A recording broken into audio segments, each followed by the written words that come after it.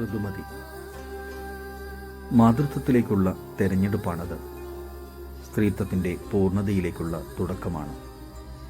ഗർഭപാത്രം എന്ന കാരുണ്യത്തിൻ്റെ അവയവം സജ്ജമായ മുഹൂർത്തമാണ്. അതിനാൽ അതിൻ്റെ സംരക്ഷണാർത്ഥം നീ ഇപ്പോൾ വിശ്രമിക്കുക. വിശപ്പറിഞ്ഞ് മാത്രം ഭക്ഷിക്കുക. ദാഹമറിഞ്ഞ് മാത്രം കുടിക്കുക.